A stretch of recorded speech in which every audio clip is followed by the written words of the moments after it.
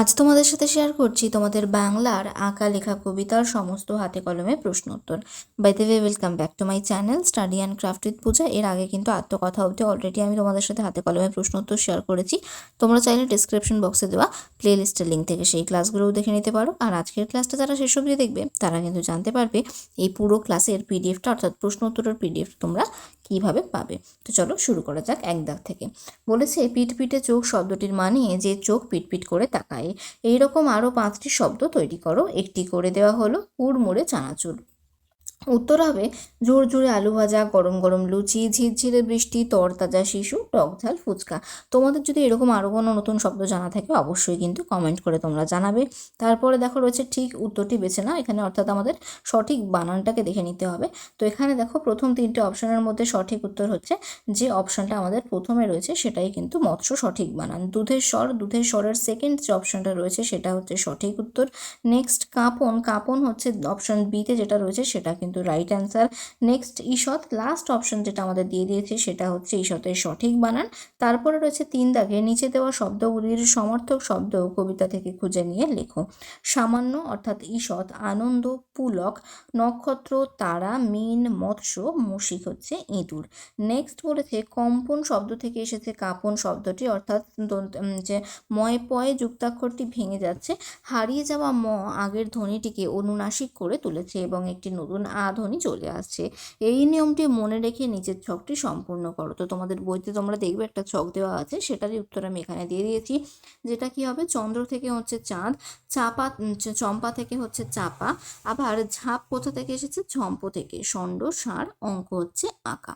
তারপরে রয়েছে একসঙ্গে অনেক প্রজাপতি থাকলে আমরা বলি প্রজাপতির ঝাঁক। এইভাবেই আরও কি শব্দ তৈরি করা যায়। শব্দ ঝুড়ি থেকে শব্দ নিয়ে নিচের শূন্যস্থানগুলো পূরণ করো। তো শব্দ ঝুড়িতে আমাদের এই শব্দগুলো দেওয়া ছিল। তো দেখে নিই আমরা, ভেড়ার হবে পাল। নেক্সট হস্তে জুত, কই মাছের ঝাঁক, আছে নৌকার বহর, সুপুরি গাছের সারি, ছাত্রদের দল। নেক্সট বলেছে নিচের বিশেষ্যগুলোর বিশেষণের রূপ লেখো। রং হয়ে যাবে রঙিন, চিত্র চিত্রিত, লেখা লিখিত, মাঠ মেঠো, পুলক পুলকিত। তারপরে আছে নিচের বিশেষণগুলোর পরে উপযুক্ত বিশেষ্য বসিয়ে বাক্য রচনা করো। ঈষৎ কাঁপন, শীতকালে ঈষৎ কাঁপন অনুভব করা যায়। পরম পুলক, পরীক্ষার ফলাফল পাওয়ার পর তার মনে পরম পুলক জাগে। বেজায় খুশি, ছুটির দিনে বাইরে ঘুরতে যাওয়ার কথা শুনে দীপা বেজায় খুশি। নীল রং আমার ভীষণ প্রিয়। পিটপিটে চোখে বাচ্চাটি তাকিয়ে আছে। গোপন বাসনা, তার গোপন বাসনা ছিল একদিন বিশ্বব্যাপী খ্যাতি অর্জন করা। তারপরে রয়েছে বিপরীতার্থক শব্দ লেখো। গোপন প্রকাশ, খুশি কষ্ট, পুরু সরু, ঈষৎ বেশি, ঝগড়া বন্ধুত্ব। তারপরে রয়েছে নিম্নরেখ অংশগুলোর কারক বিভক্তি নির্ণয় করো। 3টি শালিক ঝগড়া থামায়। ঝগড়া হচ্ছে কর্মকারকের শূন্য বিভক্তি। গর্ত থেকে ইঁদুর, সেটাও পিটপিটে চোখ দেখছে যে। তো এখানে গর্ত থেকে হয়ে যাবে অপাদান কারকে থেকে অনুসর্গ। প্রজাপতির ঝাঁক চাইছে তাদের রাখি আমার আঁকায়। আঁকায় হচ্ছে অধিকরণ কারকে অন্তস্তীয় বিভক্তি। নেক্সট হচ্ছে এবার যেন তারার মালা খুব গোপনে নামছে কাছে। এখানে তারার মালা হয়ে যাবে কর্মকারকে শূন্য বিভক্তি। সেই তো আমার পদক পাওয়া। পদক হচ্ছে কর্মকারকে শূন্য বিভক্তি। নেক্সট আছে বাক্য বাড়াও। প্রথমটা বলেছে আমি যখন আঁকি, এখানে কি হবে, আমি যখন ছবি আঁকি খেয়াল খুশিভাবে। চাঁদের দুধের স্বর জমে যায়। কোথায় কেমন, মাঠে পুরু চাঁদের দুধের স্বর জমে যায়। পিটপিটে চোখ দেখছে চেয়ে, কে কোথা থেকে, ইঁদুর পিটপিটে চোখে গর্ত থেকে চেয়ে দেখছে। ছড়া লেখার শুরু, কার কখন, কবির ছড়া লেখার শুরু সেই ছোট্টবেলা থেকে। অওয়া লিখছে কারা কোথায়, হচ্ছে 10 জন নাকি অওয়া লিখছে বকুল গাছে। যারা এত অবধি ক্লাসটা দেখলে, তোমাদের যদি ক্লাসটা একটুও ভালো লাগে ক্লাসটাকে কিন্তু অবশ্যই একটা লাইক করে দিও। এবারে দেখো নেক্সট রয়েছে কি, একটি বাক্যে উত্তর দাও। কবি কখন ছবি আঁকেন? দুপুরবেলায় কবির মন যখন খুশি আর খেয়ালে ভরে ওঠে তখন তিনি রং ছড়িয়ে ছবি আঁকেন।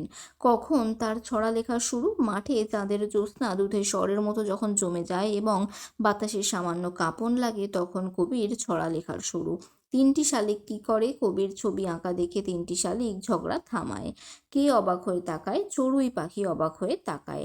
মাছরাঙা কি চায়? মাছরাঙা নীল রং ধার দিতে চায়। প্রজাপতিদের ইচ্ছা কি? প্রজাপতিদের ইচ্ছে তাদেরকেও যেন এঁকে রাখা হয়। গর্তে কে থাকে? গর্তে ইঁদুর গর্তে থাকে। চাঁদের পুরো দুধের স্বর কোথায় জমে? দূরের মাঠে চাঁদের পুরো দুধের স্বর জমে। কারা কোথায় অ আ লিখছে? জোনাকিরা বকুল গাছে অ আ লিখছে।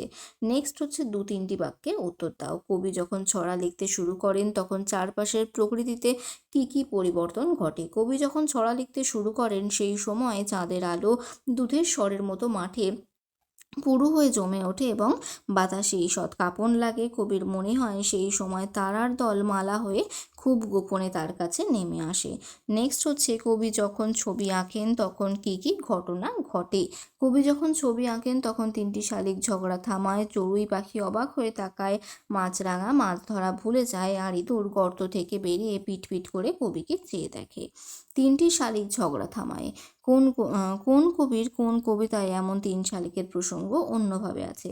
রবীন্দ্রনাথ ঠাকুরের লেখা সহজ পাঠ গ্রন্থে একটি কবিতায় 3টি শালিকের প্রসঙ্গ রয়েছে।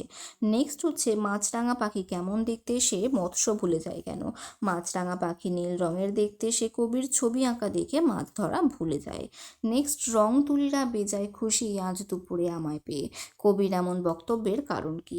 কবি সবসময় ছবি আঁকেন না, তিনি সেদিন নিজের খুব খুশ খেয়ালে দুপুরবেলায় ছবি আঁকছেন এবং কবিকে পেয়ে রং তুলিরা খেয়াল খুশি মতো রং করতে পারছে, তাই তারা বেজায় খুশি বলে কবির মনে হয়েছে। নেক্সট হচ্ছে অ আ লিখছে, কারা কিভাবে এমন লিখছে তাদের দেখে কি মনে হচ্ছে? 10টি জোনাকি বকুল গাছে অ আ লিখছে, তাদের দেখে মনে হচ্ছে খুব গোপনে যেন তারার মালা কাছে নেমে আসছে। নেক্সট অনধিক 10টি বাক্যে উত্তর দাও। এই ছড়াতেই আজ আমাকে তোমার কাছে আনলো হাওয়া, কাকে উদ্দেশ্য করে কবি কথা বলেছে? কবির আঁকা এবং লেখার সঙ্গে এই মানুষটির উপস্থিতির সম্পর্ক এবং গুরুত্ব বিচার করো। কবি কথাটি পাঠককে উদ্দেশ্য করে বলেছেন। কবির আঁকা এবং লেখা সবই পাঠকের জন্য। পাঠকই একজন কবিকে কবি করে তোলে। একজন চিত্রশিল্পীও তেমনই তার দর্শকের প্রশংসাতেই আনন্দ পান। তাই কবিতা লেখার সময় বা ছবি আঁকার সময় সশরীরে যদি কেউ উপস্থিত নাও থাকে তাহলেও কবি বা চিত্রশিল্পীর অবতার গুরুত্ব অপরিসীম। নেক্সট প্রশ্নে যাওয়ার আগে এবারে তোমরা জেনে নাও পিডিএফটা কীভাবে পাবে। তবে তার আগে কিন্তু ক্লাসটাকে অবশ্যই লাইক, কমেন্ট, শেয়ার আর সাবস্ক্রাইব করে নিতে হবে চ্যানেলটাকে। তারপরে তোমরা স্ক্রিনে দেওয়া মেল আইডিতে আমাকে মেল করতে পারো। স্ক্রিনের সাবজেক্ট যেটা দেখতে পাচ্ছ তোমাদেরকেও সেম লিখতে হবে এবং কম্পোজ মেলে তোমরা তোমাদের নাম লিখে মেল পাঠিয়ে দিলে কিন্তু পিডিএফটা পেয়ে যাবে। এছাড়াও টেলিগ্রাম চ্যানেলে কিন্তু আমি পিডিএফটা শেয়ার করে দেবো এই সেম সাবজেক্টের নামে। ডেসক্রিপশন বক্সে রয়েছে টেলিগ্রাম চ্যানেলের লিঙ্ক, আর এই পিডিএফের পাসওয়ার্ড হবে 27। এবারে দেখে নেওয়া যাক নেক্সট কোশ্চেন। এই কবিতায় যে উপমা ও তুলনা ব্যবহৃত হয়েছে সেগুলি ব্যবহারের সার্থকতা বুঝিয়ে দাও। একজন চিত্রশিল্পী যখন ছবি আঁকেন তখন তার প্রয়োজন হয় রং। ছবি আঁকার সময় শালিক পাখিরা ঝগড়া থামিয়ে দেখে। মাছরাঙা তার গায়ে নীল রং আঁকার জন্য কবিকে ধার দিতে চায়। প্রজাপতির ঝাঁক চাইছে তিনি যেন তাদের আঁকার মধ্যে রাখেন। কবির চোখে এ শিল্পীর কল্পনা কিন্তু তা বাস্তবতার সাথে অত্যন্ত সঙ্গতিপূর্ণ। চাঁদের আলোর কল্পনা, কবির কাছে চাঁদের দূত। এইভাবে ব্যবহৃত উপমা ও তুলনা সার্থকতা লাভ করেছে। তাহলে এই প্রশ্ন দিয়েই কিন্তু এই হাতে কলমে প্রশ্নোত্তরের যত প্রশ্ন ছিল সব শেষ হলো। আশা করছি ক্লাসটা তোমাদের ভালো লাগলো। ক্লাসটা ভালো লাগলে কিন্তু অবশ্যই লাইক করো, কমেন্ট করো। তাহলে আজকে এখানেই শেষ করছি। Thank you.